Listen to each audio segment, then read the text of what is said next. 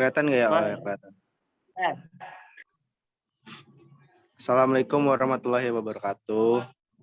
Waalaikumsalam warahmatullahi wabarakatuh. Nah, kami dari kelompok 3 Waalaikumsalam warahmatullahi ingin berdiskusi tentang peranan dan fungsi literasi CT dalam media pembelajaran kejuruan. Nah, sebelum kami berdiskusi, kita berkenalan dulu. Pertama-tama, nama saya Prilly Chandra Diva, kemudian ada rekan saya Freddy Kusuma, Rebdi Febrian, Siti Anissa, dan Lubna Nadra. Bahasan kali ini yaitu peranan dan fungsi literasi CT dalam media pembelajaran kejuruan. Nah, pertama-tama peranan literasi CT. Peranan literasi CT menurut saya itu sangat penting karena jika tidak ada literasi, kita sebagai mahasiswa atau pelajar sangat susah sekali untuk memahami dari isi bacaan tersebut. Kemudian fungsi dari literasi CT dalam media pembelajaran yaitu ada 3, yaitu teknologi bekerja sebagai alat, kemudian teknologi bekerja sebagai ilmu pengetahuan, dan teknologi bekerja sebagai bahan dan alat bantu untuk pembelajaran. Mungkin dari saya segitu dulu. Ada yang ingin menambahkan dan ada pendapat lain atau tidak? Silahkan. Kalau menurut saya pribadi ya, literasi ICT dan media pembelajaran ini sangat berpengaruh karena dunia pendidikan ini termasuk yang paling diuntungkan dengan kemajuannya teknologi. Informasi dan teknologi ini karena memperoleh manfaat yang luar biasa mulai dari eksplorasi materi-materi pelajaran yang berkualitas seperti literatur, jurnal, dan buku, membangun forum-forum diskusi ilmiah, sampai konsultasi atau diskusi dengan para pakar. Semua ini dapat dimudahkan dan dilakukan tanpa mengalami batas karena manusia dapat melakukannya sendiri. Nah, adapun kalau di literasi digital ini membuat seseorang mampu menjadi berpikir kritis, kreatif, inovatif, memecahkan masalah, berkomunikasi dengan lancar. Menurut saya sih segitu aja, mungkin ada yang menambahkan yang lain. Izin menambahkan, kalau menurut saya ICT ini mempunyai peran yang sangat penting juga seperti kata Chandra tadi. Itu si ICT ini dia bisa ngebantu siswa buat memperoleh pengalaman belajar secara melakukan drill and practice. Dia penggunaan itu sebagai media pembelajaran dapat berbentuk file, slide, PowerPoint seperti yang sebelum-sebelumnya, gambar, animasi, video, audio,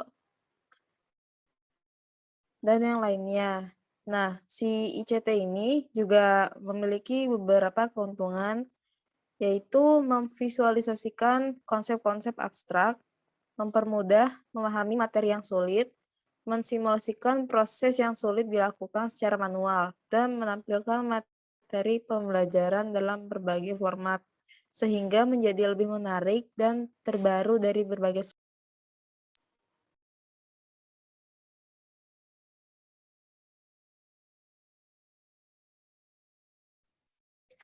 Ya, izin nambahin sedikit. Kalau menurut saya literasi ITC ini peran dalam pendidikan sangat penting karena bisa memudahkan sistem pembelajaran juga, terlebihnya pemahaman terhadap materi yang diajarkan oleh gurunya nanti, dan kemungkinan interaksi positif antara guru dan murid di dalam kelas itu lebih ini.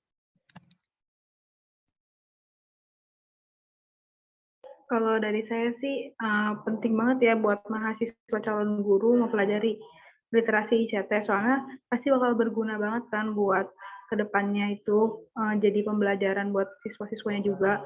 Pasti guru tuh dituntut kan untuk menguasai teknologi supaya mempermudah proses pembelajaran kepada siswanya gitu. Mungkin dari saya segitu. Oke, teman-teman, saya izin sedikit nambahin juga ya. Untuk kalau menurut saya ini kan literasi ICT kan sangat penting ya menurut kalian semua. Menurut kalian kan literasi ICT ini sangat penting ya. Kita hubungkan dengan media pembelajaran. Kan literasi ICT itu memahami segala tentang informasi, komunikasi, dan teknologi ya. Kalau untuk teknologinya, untuk sebagai media pembelajaran itu sangat membantu sekali. Karena dimaknai sebagai bahan pembelajaran sekaligus sebagai alat bantu untuk menguasai sebuah kompetensi. Dalam hal ini, siswa dibimbing secara bertahap dengan menggunakan prinsip pembelajaran tuntas untuk menguasai kompetensi. Itu menurut saya lagi ya. Atau ada yang mau nambahin juga, atau mungkin cukup nih udah pada ngerti dan pada paham peranan dan fungsi literasi. Izin menambahkan ya, fungsi dari media pembelajaran itu mungkin memperjelas penyajian pesan agar tidak bersifat verbalistis. Yang kedua, mengatasi keterbatasan ruang, waktu, dan daya indera. Yang ketiga, menghilangkan sikap pasif pada subjek belajar. Dan yang terakhir itu membangkitkan motivasi pada subjek belajar. Menurut saya udah sih, tambahan segitu aja. Ya, saya izin nambahin lagi. Fungsi dari media pembelajaran itu yang pertama ada membantu suatu proses pembelajaran yang secara berlangsung antara pendidik dan peserta didik. Yang kedua, ada meningkatkan minat dan motivasi peserta didik dalam proses pembelajaran seperti rasa ingin tahu dan antusias para peserta didik meningkat. Yang ketiga, dapat mengatasi keterbatasan ruang, waktu, dan tenaga. Mungkin dari saya cukup segitu.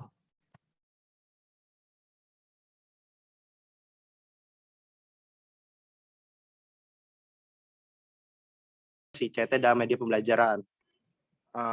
Ada yang lain, ada yang ingin menyampaikan suaranya atau ada cukup sampai di sini dan pada paham nih semuanya? Dari sebelum-sebelumnya kan udah dijelasin peranan-peranannya juga, fungsi-fungsinya juga nih. Yang lain udah pada paham belum nih? Mungkin mau nambahin sedikit, apa sih ICT juga bisa ngebantu para siswa untuk memilih berita ataupun informasi yang benar-benar real gitu, nggak termakan hoax gitu. Gitu sih kalau tambahannya. Izin menambahkan, kalau menurut saya pribadi, ICT ini juga bisa mengembangkan keterampilan ICT siswa ketika bekerja dan di kehidupan selanjutnya. Oke, jadi disimpulkan bahwa peranan serta fungsi ICT itu sangat membantu sekali dalam media pembelajaran, mungkin dari siswanya atau pelajarnya tersebut maupun pendidiknya ya. Mungkin kita cukupkan ya diskusi kali ini. Semoga kita dapat memahami dan mudah juga untuk dipahami ya. Terima kasih semuanya. Sekian. Wassalamualaikum warahmatullahi wabarakatuh. Waalaikumsalam warahmatullahi wabarakatuh. Waalaikumsalam warahmatullahi wabarakatuh. Darep.